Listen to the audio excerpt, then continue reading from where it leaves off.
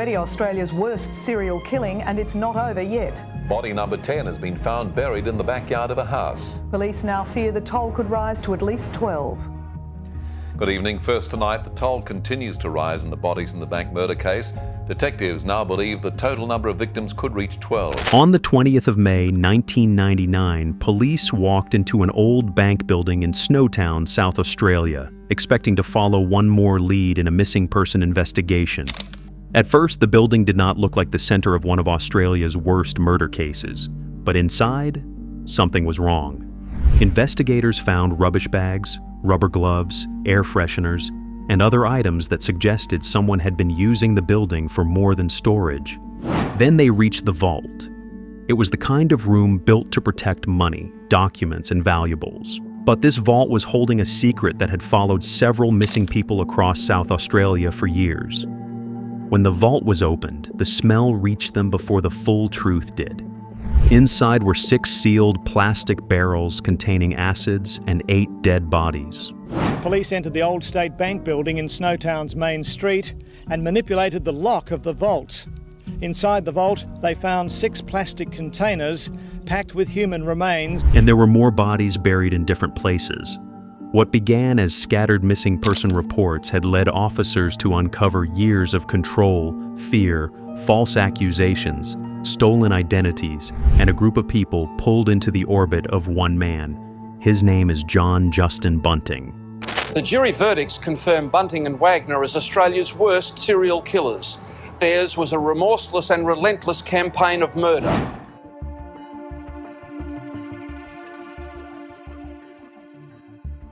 John was born on the 4th of September 1966, far from the old bank vault that would later make his name known across Australia.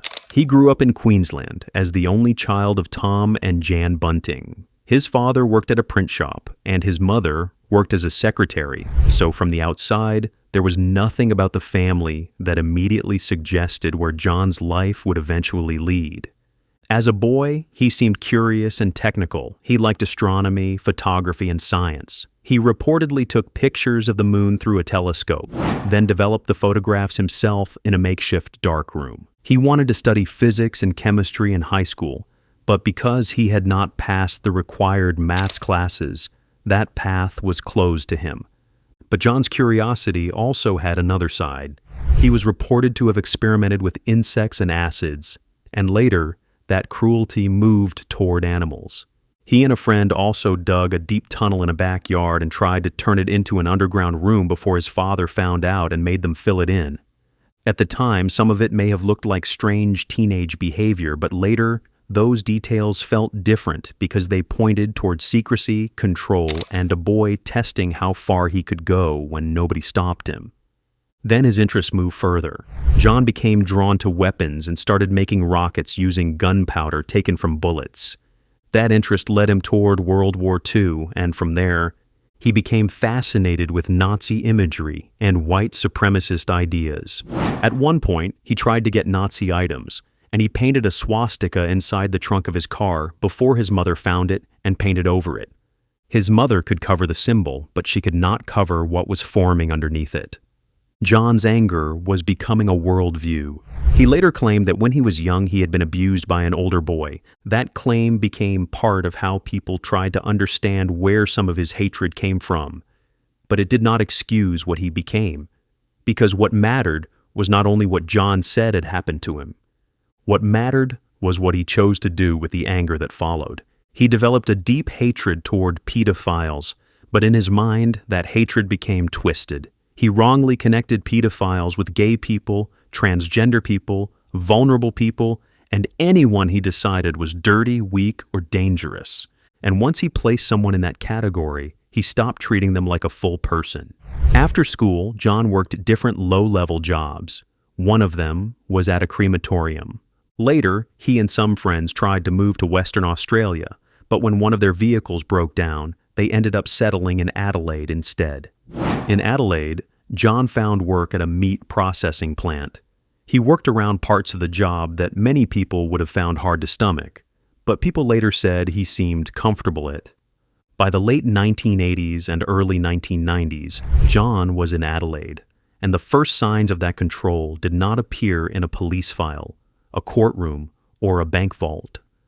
They appeared in his relationships, because before John Bunting built a circle around violence, he built a circle around control. John met Veronica Tripp while he was taking a vocational course in welding, and at first, their relationship may have looked like the kind of ordinary young relationship. But with John, ordinary things rarely stayed ordinary for long. Veronica was young when she came into his life. She was only just stepping into adulthood, and by later accounts, she had intellectual difficulties and struggled with reading. John seemed to prefer people who could be guided, pressured, or made to adjust around him. John chose what she did and where they went.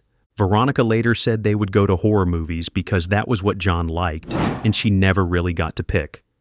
However, Veronica moved in with him when she was still young, and the two married in September 1989. They continued living with roommates for a while, and then in December 1991, they moved into their own house on Waterloo Corner Road in Adelaide. But Veronica was already learning what it meant to live around John's moods and choices. Their marriage did not become warm or stable, and when he began looking outside the marriage, he did not fully let Veronica go. He kept her close enough to manage, close enough to silence, and close enough to make her feel that the failure of the relationship was somehow her fault. That was how John worked. Over time, John started forming relationships with other women while Veronica was still in the house. Then, through that same period of vocational courses, neighborhood walks, and unstable relationships, two men entered John's life in ways that would later shape everything.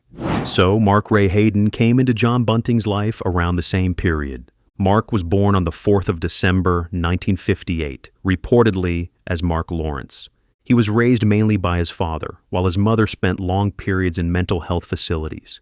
In 1972, his older brother died in a car accident, and Mark's own life later became unstable too. He worked at an auto manufacturing plant where his father also worked, but he was fired for stealing. After that, he struggled to keep steady work, and at some point, he changed his name to Mark Haydon.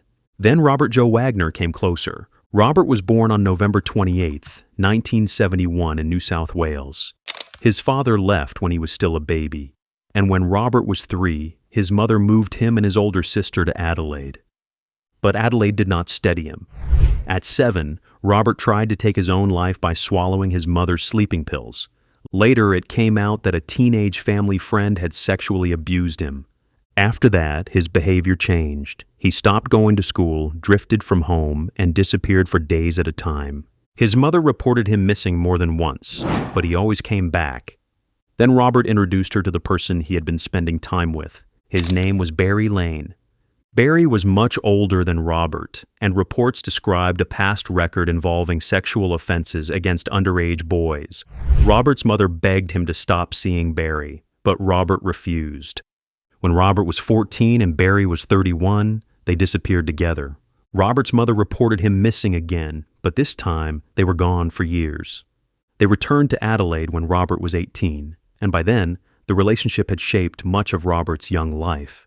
They lived together at Barry's house, close to where John and Veronica later moved. That was how John crossed paths with them. John already hated gay people and people he associated with sexual offending. So when he met Robert and Barry, he saw Robert as someone damaged, angry, and easy to turn. He saw Barry as someone he hated, but also someone useful. John believed Robert had been coerced, and he used that belief as an opening. He spent time with Robert. He acted like he understood him. He made Robert feel seen. But he was not helping Robert heal. He was redirecting his anger. John took Robert's pain and gave it a target. He told him gay people, pedophiles, and anyone John labeled as dirty belonged in the same category.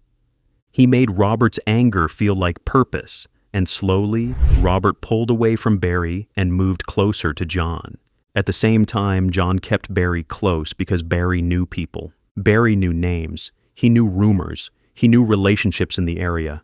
And John wanted that information because he was already looking for people he could label as threats, and that was how the circle formed. But the first known person to disappear from that world was Clinton Douglas. Clinton Douglas Trezise was 20 years old, openly gay and living by himself in Adelaide's northern suburbs when he crossed into John Bunting's circle. His life had not been easy. His parents divorced when he was 3, and after that, Clinton and his younger brother were placed in foster care. So by the time he was living on his own, he had already grown up without the kind of steady family protection that might have made people ask louder questions when he disappeared. Clinton knew Robert Wagner. He knew Barry Lane. And because Robert and Barry were already close to John's world, Clinton spent a lot of time around the group too. He was familiar enough to be invited in, familiar enough to sit with them, and familiar enough for John to start watching him through the twisted lens he had already built in his mind. John did not need evidence before he condemned someone, and because Clinton was gay, John decided he belonged in the same false category John had created for people he hated. So, on August 31st, 1992, Clinton was inside John's home with Robert and Barry when John began taunting him. John accused Clinton of harming children, even though Clinton had done nothing to show that he had ever harmed a child. Clinton tried to laugh it off at first, like someone trying to survive an uncomfortable moment before it became something worse, but John was not joking. He pushed the accusation harder, and Clinton looked toward Robert and Barry, confused by how quickly the room had changed. He started to respond, but John had already decided what was going to happen. Then John attacked him with a spade. Robert panicked, but Barry stayed calm. Barry knew his own criminal record made him vulnerable, and he also knew that challenging John could put him in danger too. So instead of stopping what had happened or going to police, Barry helped keep the room quiet. The cover-up began immediately. Barry and Robert helped John remove the damaged carpet from around Clinton and wrap him inside it. Barry then brought his pickup truck to John's house, and the men loaded Clinton into the back. After that, they drove north along Highway A1 toward Lower Light. There they dug a shallow grave and buried Clinton. When people later asked about him, Robert gave an easy answer. He said Clinton was a drifter and had probably just taken off. And for a while, that explanation worked. Clinton did not have enough people pushing hard enough to force the truth into the open. His absence was explained away, and John learned something dangerous from that silence. He learned that someone could disappear from his circle, and life around him could keep going. Then, on the 16th of August, 1994, 2 elderly brothers were working on a large property at Lower Light when they noticed disturbed ground. At first, it looked like an animal burrow, but when they checked the area, they found human remains. Police came to the property and searched the area. There was no clothing, no wallet, and nothing that made identification simple. The remains were treated as a mystery. At that moment, nobody standing near that shallow grave knew they had found the first known victim connected to John Bunting. It was not until 1995 that Clinton's mother reported him missing. Police connected her report to the remains found at Lower Light the year before, but when a comparison was made between Clinton's photo and the skull, the conclusion was wrong. The remains were Clinton's, but they were not identified as Clinton. That mistake left him unidentified for years, and that delay gave John more time. By then, John had already learned the worst possible lesson. If the victim was isolated enough, if the explanation sounded simple enough, and if the people around him stayed quiet, he could get away with it. By the mid-1990s, John Bunting's home life had become messy, controlled, and tense. He was still married to Veronica Tripp, but the marriage was already falling apart. One of the women John became involved with was Suzanne Allen, but that relationship was mostly sexual. Then he met Elizabeth Harvey, and with Elizabeth, John took a different approach. Elizabeth had recently divorced, and John treated her more like a girlfriend. He courted her. He gave her attention. He stepped into her life with the same controlled confidence he used on other vulnerable people, and before long, she was drawn into him. Through Elizabeth, John met James Spiridon Vlassakis, her son. James was still a teenager, and at the time, he was known to people close to him as Jamie. He had grown up with his own painful background, including abuse inside his family, and that made him exactly the kind of young person John knew how to read. John noticed James quickly, and the fact that John took an interest in him also made Elizabeth feel safer in the relationship because it looked like John was not only accepting her, But John's attention was not harmless. After about a year of dating Elizabeth, John invited both Elizabeth and James to move into his house, even though Veronica was still there. Veronica knew about the affair, but knowing did not mean she had control over it. Before then, she could avoid Elizabeth at social events or remove herself from uncomfortable situations. But now John was bringing the new relationship directly into the same home. John seemed to expect Veronica to accept it, and for a while, he acted as if everyone around him would simply adjust to whatever he wanted. But Veronica did not accept it forever. Over time, she began staying with family for longer periods, and eventually, she did not come back. She and John never officially divorced, but John started referring to Elizabeth as his wife and James as his stepson. And once James was living under the same roof, John had constant access to him.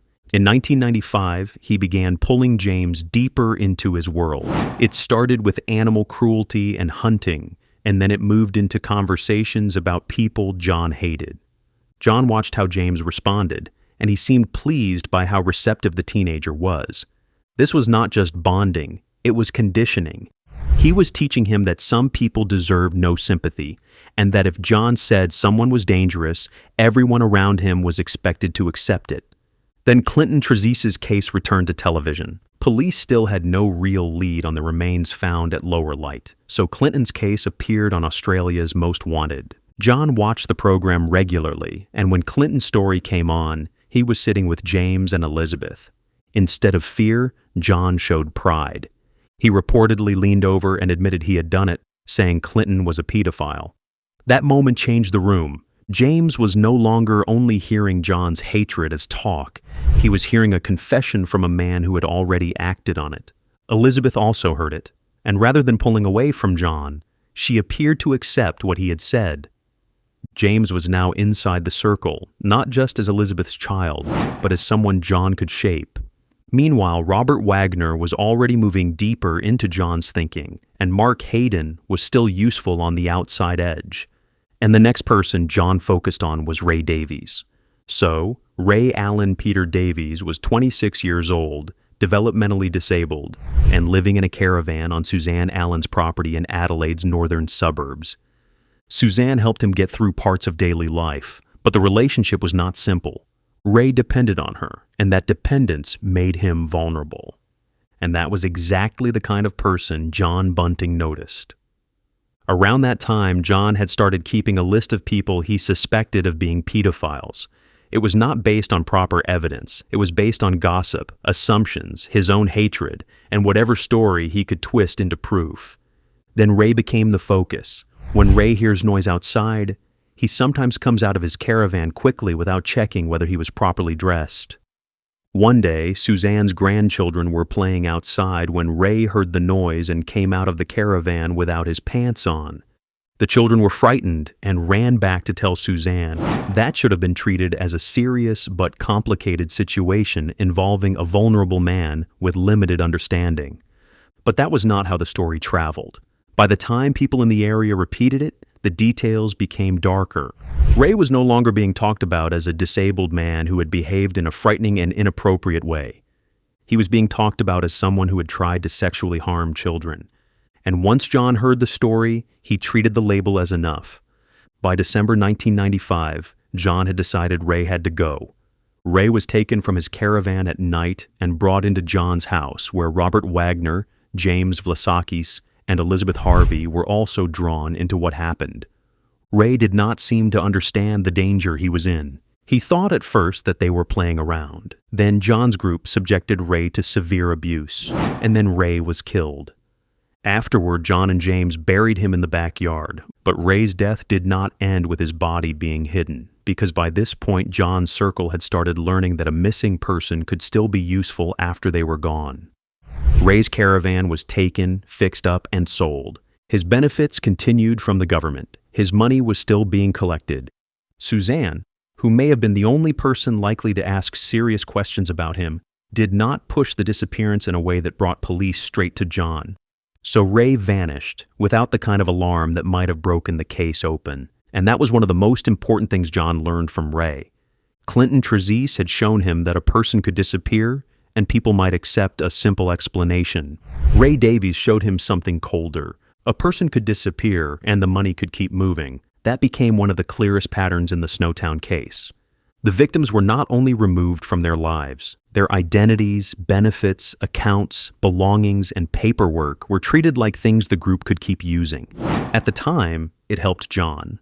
By 1996, John Bunting, Elizabeth Harvey, and James Vlassakis had moved to Murray Bridge, about 100 kilometers from the old neighborhood around Waterloo Corner Road.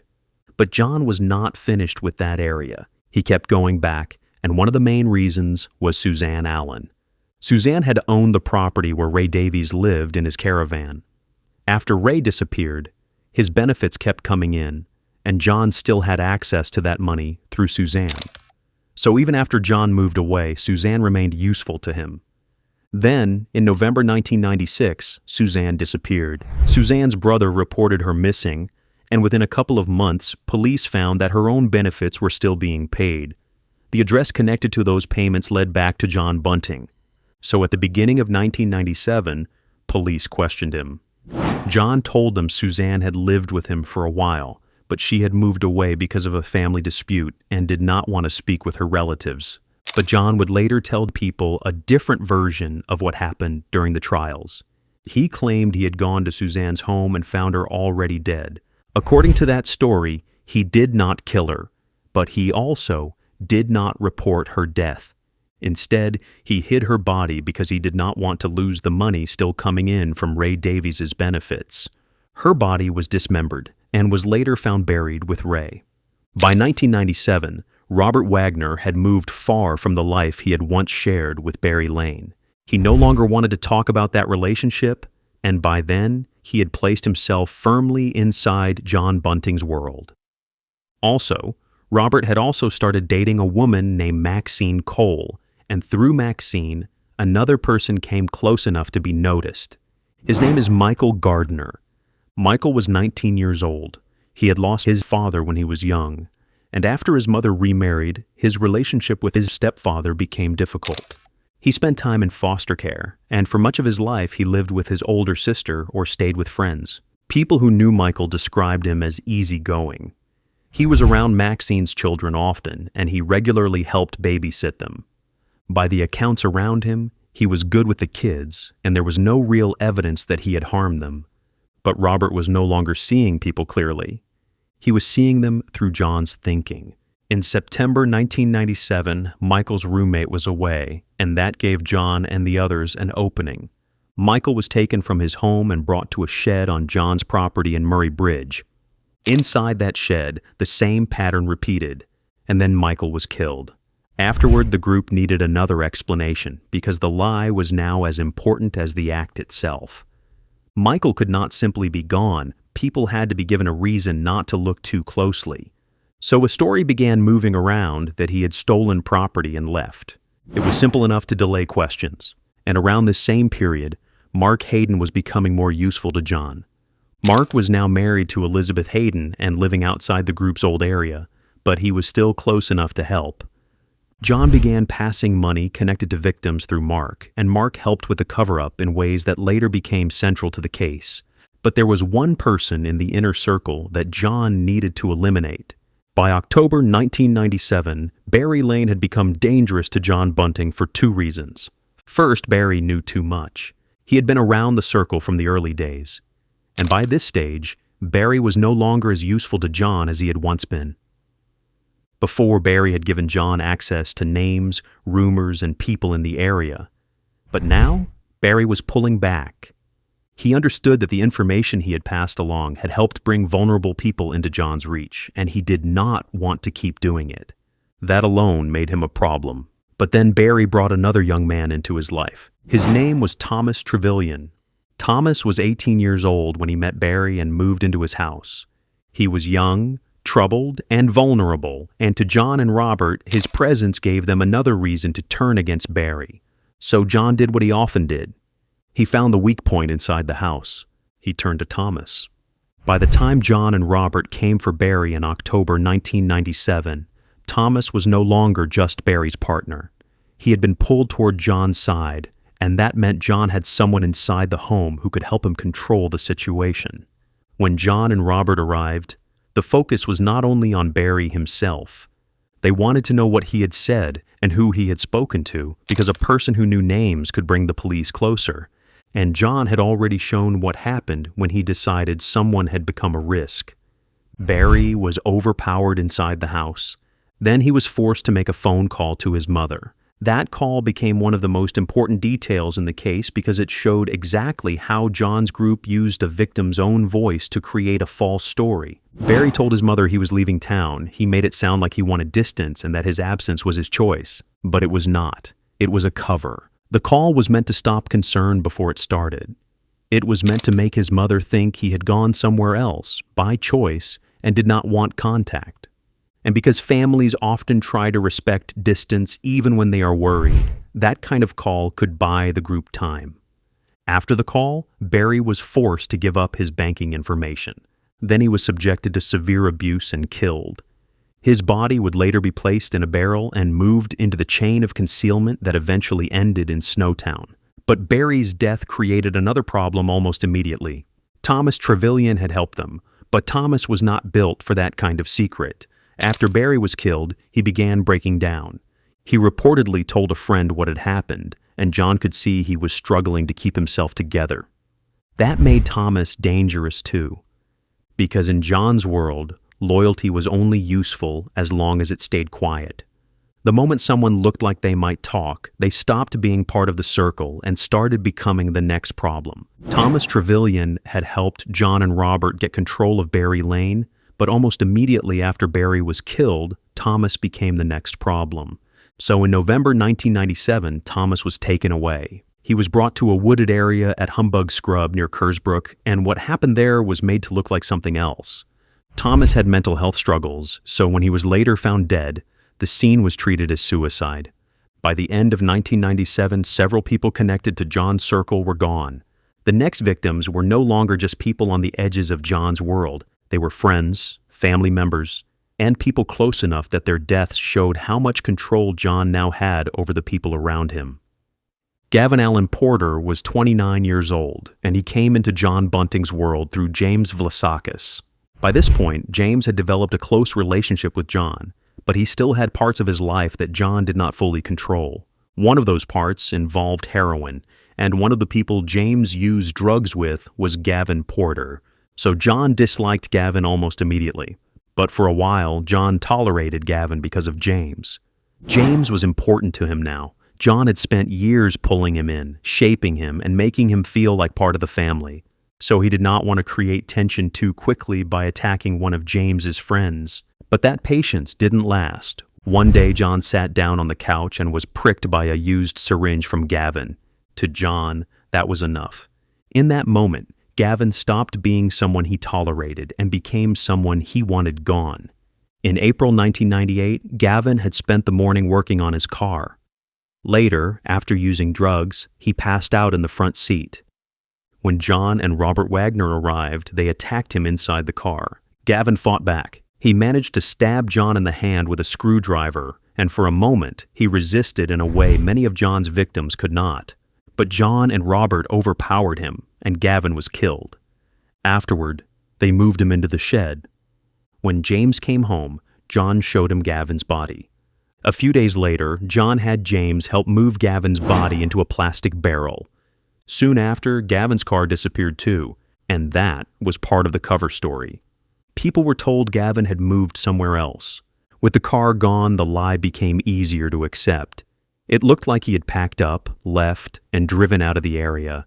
John had removed one of James's friends, and after that, the danger moved even closer. Because the next person John turned toward was not just connected to James, he was James's own half-brother, Troy Yude. James had said that Troy and James's stepfather had abused him when he was younger, so when Troy asked Elizabeth Harvey if he could come and live with them, John agreed. In John's version of the world, this was not about healing or safety. It was about revenge. Troy had come to the house because he wanted to escape abuse from his father. But instead of finding safety, he entered a house where John Bunting had already become the person setting the rules. Troy did not even make it through his first day in the house. That night, he woke to John, James, and Robert Wagner standing over him, and this time, James became directly involved, and accounts of the case describe him as the main aggressor in what happened to Troy. After Troy was killed, the group concealed his body and moved him into the same chain of hiding that later led toward Snowtown. His belongings had barely been unpacked, and that made his disappearance easier to stage. Then John did what he had done before. He lied. He told the family stories to explain Troy's absence, and because the house already seemed like a place where people came and went without too many questions, the explanation held long enough for the group to keep moving. And by 1998, Mark was living with his wife, Elizabeth Haydon, and that household would soon become important because another young man connected to that family was about to be pulled into John's circle. His name was Fred Brooks. Frederick Robert Brooks, known as Fred, was 18 years old. He had a rough upbringing. His parents split when he was young, and he spent time in foster care. At 15, he was reunited with his father, but his parents separated again shortly after. Fred moved with his mother to Adelaide to live with his aunt and uncle, Elizabeth and Mark Haydon. By this time, he had re-enrolled in school and hoped to join the Air Force. Fred was connected to John Bunting's circle through Mark Haydon's household. Fred's proximity to the group made him visible, and John's attention could turn a young man with plans into a target. It is unclear exactly why Fred was chosen. Some suggest John acted because Elizabeth had been asking too many questions. Others suggest he had convinced himself Fred was a pedophile. Whatever the reason, Fred's life was about to be erased. In September 1998, Fred vanished. Before disappearing completely, he was forced to record messages saying he was leaving with a girl and that he wanted to be left alone. These recordings later became part of the group's manipulation of family and authorities. Elizabeth and Fred's mother, Gail Sinclair, were misled. John told Gail he had seen Fred at a gas station and then played one of the recordings, convincing her that Fred was still alive. By doing this, John delayed suspicion, kept control over the narrative, and ensured the pattern of disappearance continued without immediate scrutiny. Afterward, Elizabeth appeared to stop asking questions, and Gail distanced herself from John. The body, like other victims before him, was concealed, and his disappearance was framed as voluntary.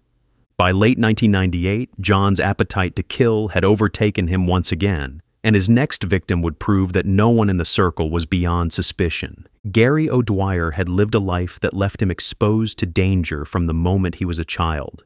He was placed in foster care as a toddler, and though his foster mother, Maureen Fox, did her best, Gary experienced instability from a young age. He floated between homes, and as he got older, he sometimes lived on the streets and turned to petty crime to survive. In 1994, a serious car accident left him in a ditch, critically injured. A Good Samaritan found him, took him to the hospital, and Gary spent a week in a coma. Recovery was slow, and after 6 months of rehabilitation, he returned to a fragile life, still vulnerable both physically and mentally. By 1997, Gary had moved to a rental house in Murray Bridge. It was there that he met James Vlassakis and John Bunting. To John, Gary represented opportunity. He had benefits. He had accounts. He had a life that could be exploited. But Gary was not immediately missed. Maureen Fox, his former foster mother, worried when she did not hear from him, but she did not report him missing quickly, not wanting to appear pushy. That bought John and Robert more time to execute their plan.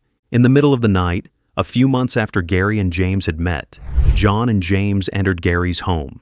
Instead of a quick assault, John drew the process out, torturing Gary with electricity rather than physical beating, ensuring that every moment served a purpose. And while Gary was restrained, John and James collected financial information, taking what they could from his accounts. Then, when he was no longer alive, Gary's body was placed in a barrel and added to the growing chain of victims that would ultimately be hidden in Snowtown. Maureen Fox's worry grew over time, but her hesitation and Gary's isolation meant that his disappearance was not immediately reported to the police. In John's world, this pattern had become reliable. A person disappeared, their family delayed action, money and accounts could be collected, and no immediate investigation would catch up to him. By targeting Gary, John showed that the motive had shifted clearly. It was no longer only about suspicion, rumor, or personal vendetta. The financial benefit was impossible to ignore, and the circle's appetite for control and death had only deepened. Elizabeth Haydon was Mark Haydon's wife, and by late 1998, she was standing too close to the truth. She lived near the outer edge of John Bunting's circle, but not far enough to miss what was happening. Her home had become connected to people, money, movement, and stories that did not line up. She noticed the way people disappeared and then somehow still seemed to have benefits, accounts, or stories moving after them. She was not just hearing rumors and letting them pass. She was putting pieces together, and the more she asked, the more dangerous she became. Elizabeth had already been asking questions, but then she touched the one detail that brought Snowtown into the case: the old bank.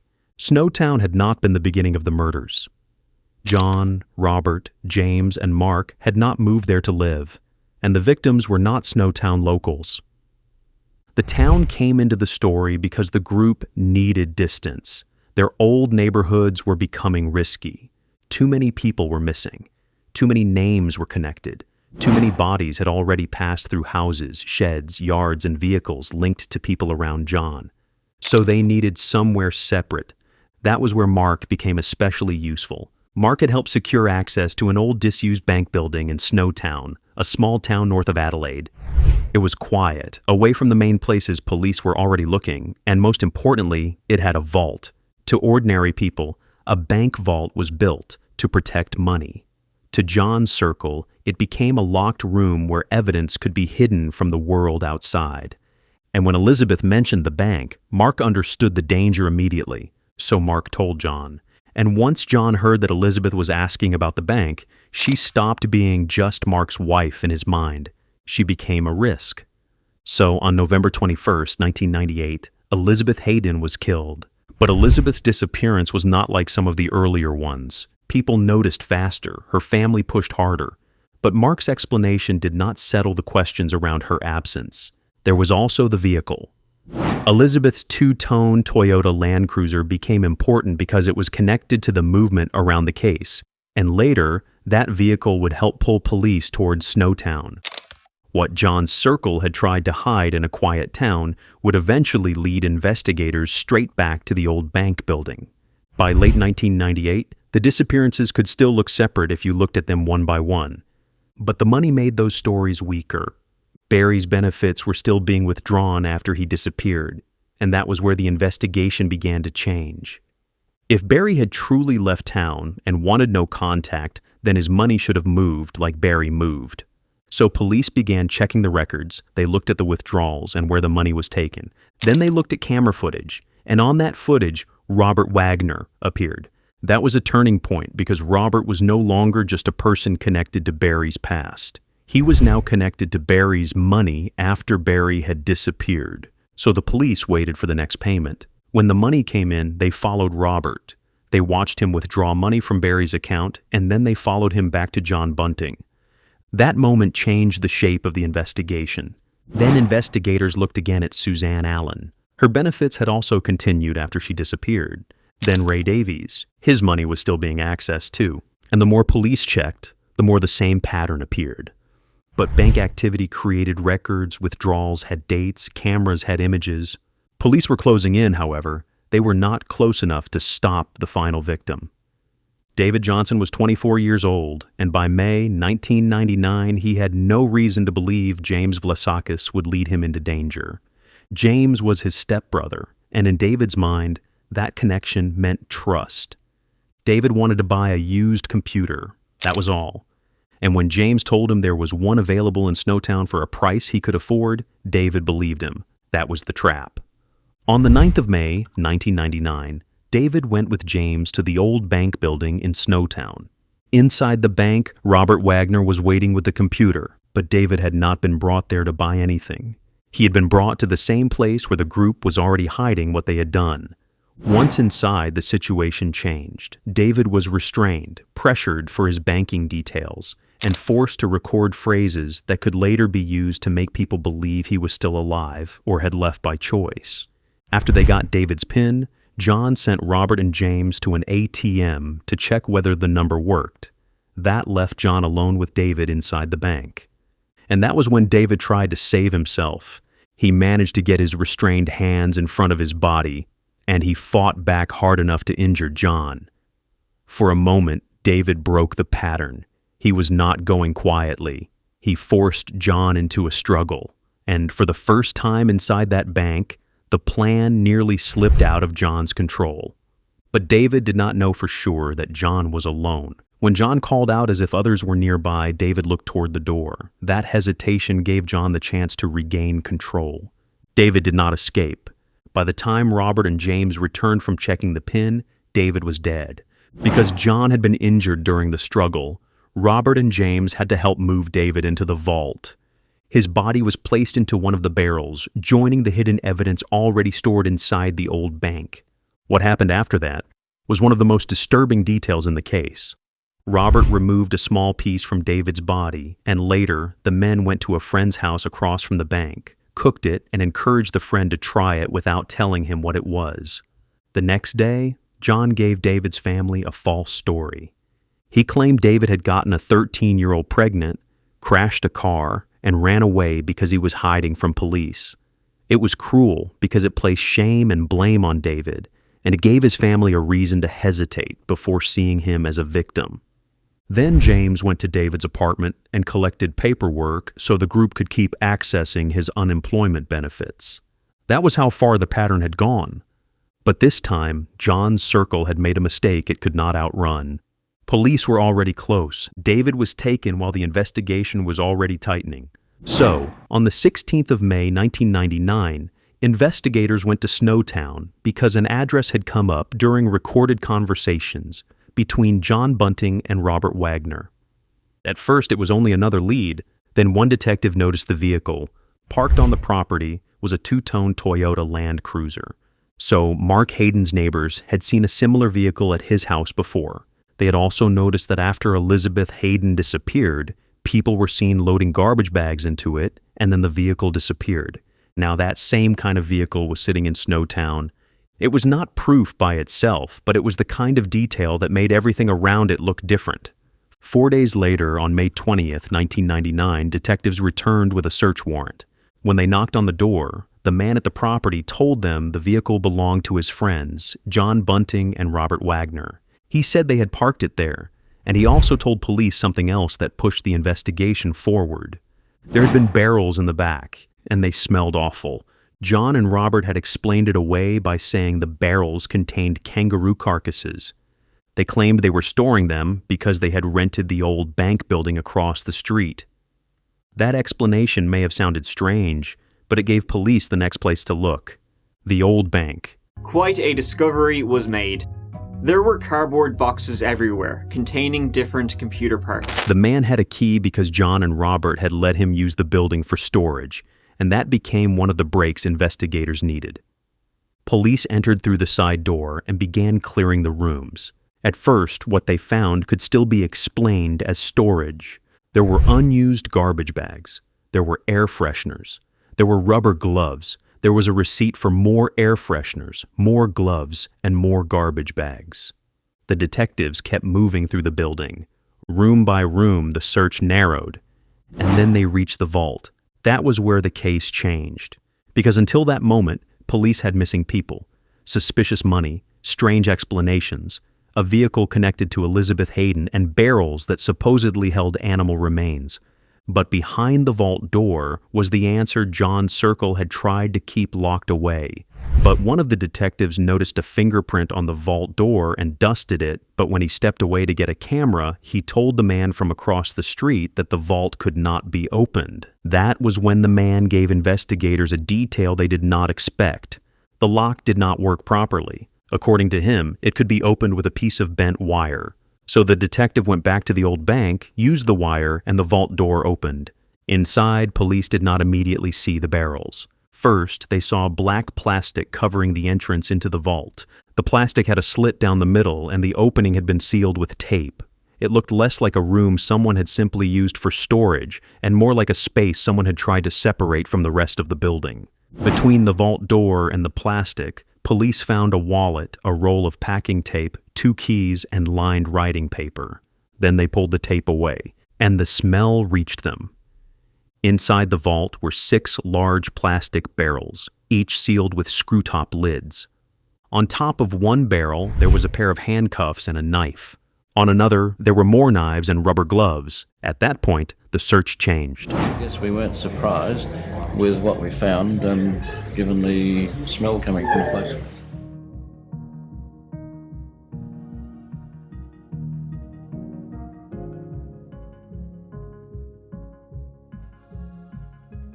Police entered the old State Bank building in Snowtown's main street and manipulated the lock of the vault.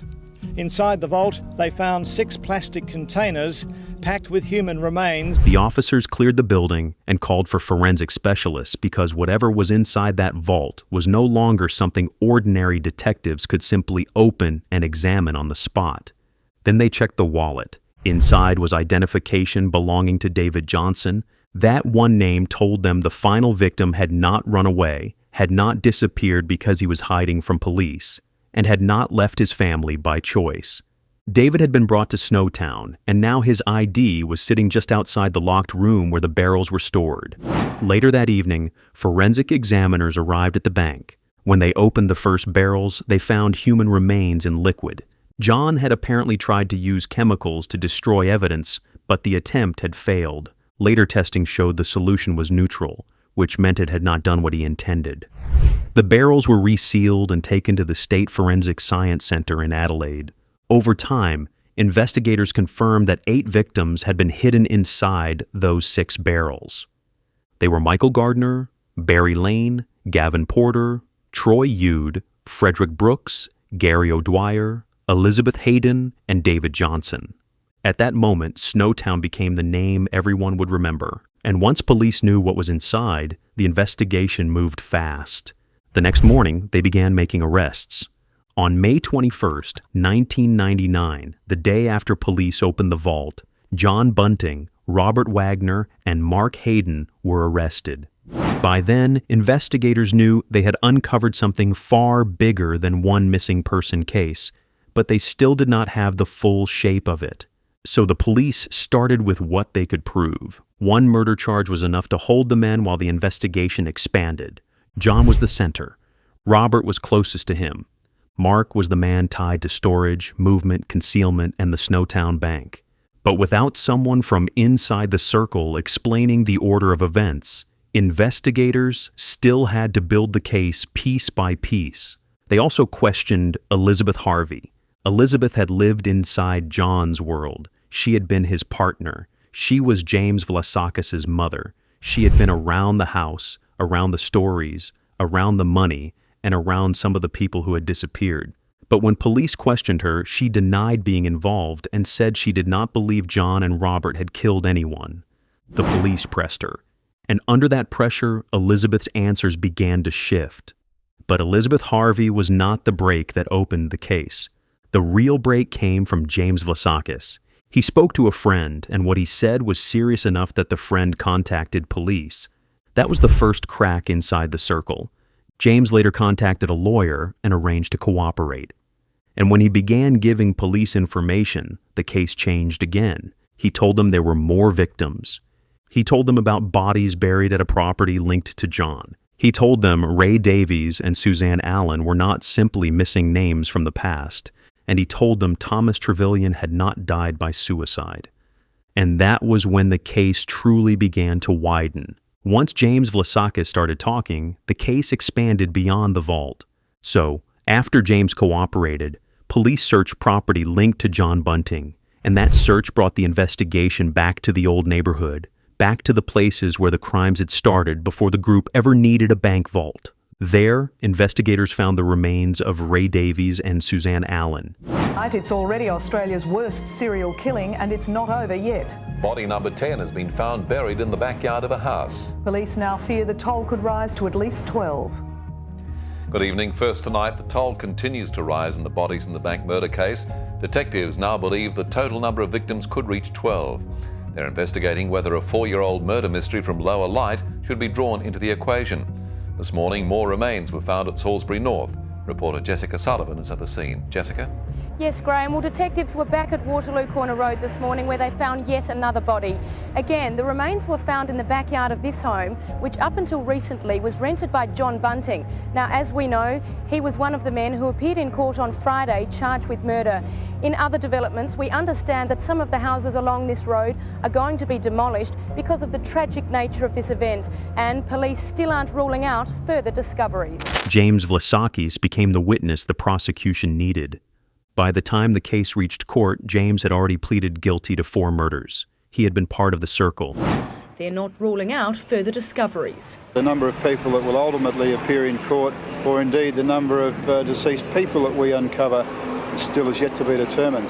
The cause of death of any of the 10 victims is still not known, but police say one of the 8 Snowtown bodies was immersed in a barrel of hydrochloric acid. 3 people are facing charges. They are Robert Joe Wagner, John Justin Bunting and Mark Haydon.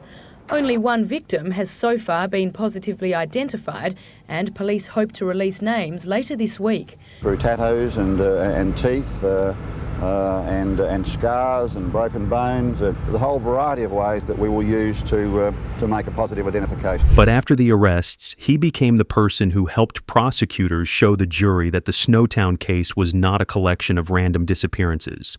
John Bunting and Robert Wagner were tried together, and the trial became one of the longest and most difficult criminal trials South Australia had ever seen.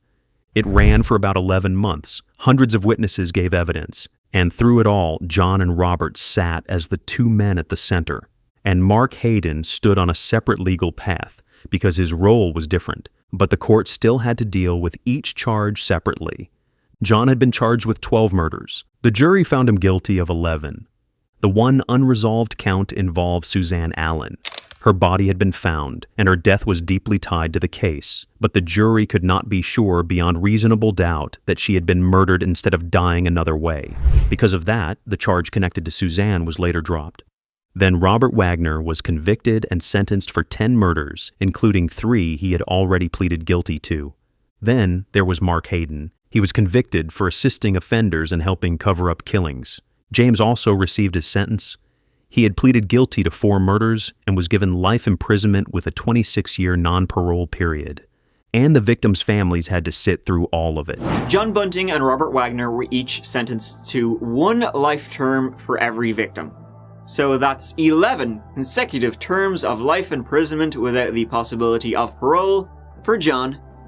Robert Wagner got 10 of those, all life sentences.